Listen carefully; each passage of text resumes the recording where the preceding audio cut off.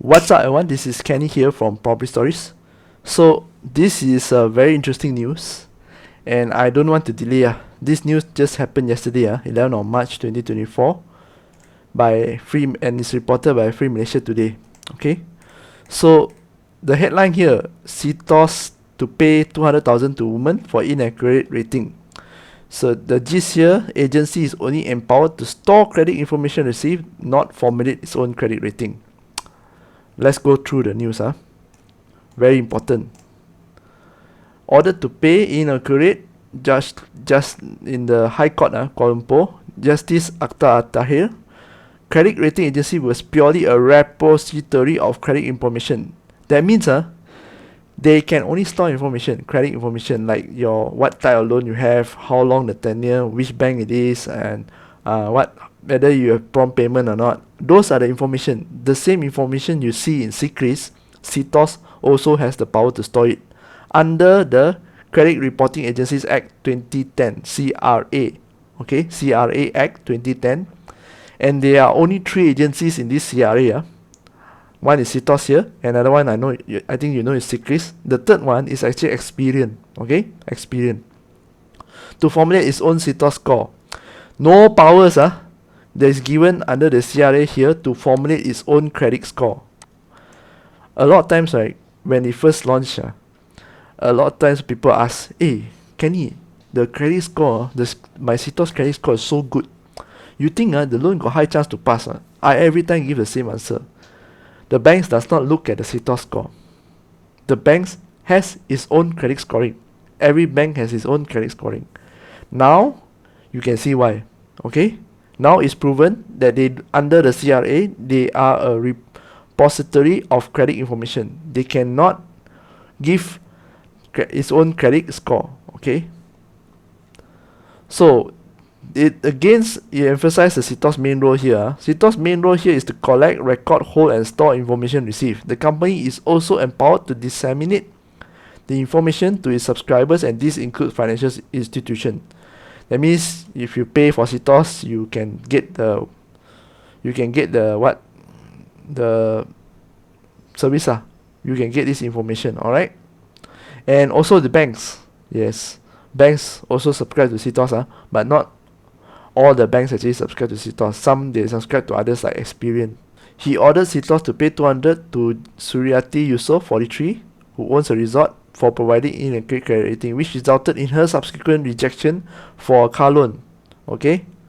So, Suryati here sued CTOS for negligence and breach of fiduciary duty in misrepresenting her credit rating, which she claimed led to personal and business loss as well, damaged her reputation. 200,000 plus 50,000 in costs, so the win is actually 200,000. The 50,000 is to pay the legal fees. Could provide accurate information to financial agency. The judge, he said it was CTOS' duty to do so, but it chose to ignore communication that it was not providing accurate information on the plaintiff. Okay. By choosing to be indifferent even after being alerted by plaintiff, the defendant has clearly breached the duty of care owed towards the plaintiff. This is the part where I am really excited to see.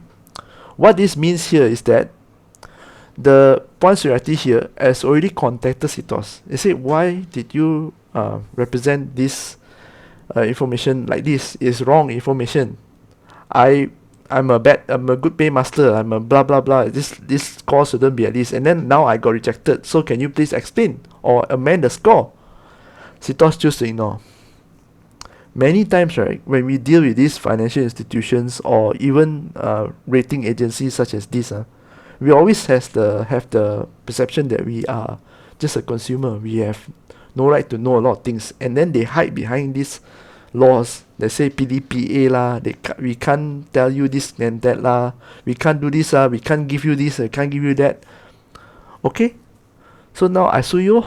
You don't want to change, right? I sue you. I think it's a very good precedence that is set to actually provide, number one, training to your staff. Proper training, what is can and cannot be done, and what is should and shouldn't be done. Okay, don't hide behind the law and say everything is PDPA. or we are actually empowered by the law to collect information. Yes, you are, but you also have the fiduciary duty to provide an explanation. You can no longer say, oh, this one we don't need to provide explanation to you. Okay? But if it's your fault, you need to own that thing up and correct it. So, second is emphasizing customer service. Customer service. You have the fiduciary duty to serve us as a customer. Okay? Yes, of course, you have your limitations. You can't do this, can't do that. But this, I'm sure this is not the first case CTOS got. I've experienced the same thing with the banks also. Sometimes you just call them, or you even go to the branch, you ask a simple information, you ask them to call back, or they took your information and they promise to call back or email you. No, they can't. They don't do it. That's the problem. Or even they do it, they'll tell you in a very vague one. They say, oh, this one we cannot resolve for you, and we will not entertain any inquiry anymore. Can tell you just like that. No entertain.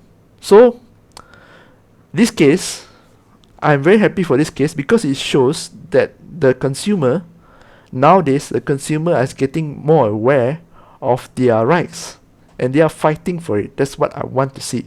Okay, so I hope that with this part here, you see, by choosing to be indifferent even after being alerted by the plaintiff, the defendant has clearly breached the duty of care owed towards the plaintiff.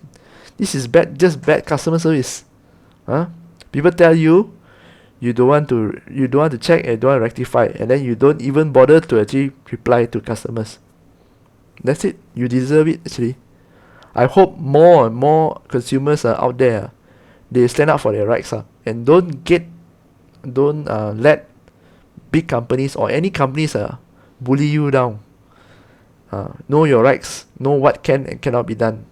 Know where to look for help. Most of the time you can look for the tribunal. Most of the time if you after tribunal also cannot, you might need to look for a lawyer. Okay, so you need to know your rights. Which channel you can go to ask for help or advice. So I think I'm done here. So this is Kenny here from Profit Stories. I hope to see you again in the next video.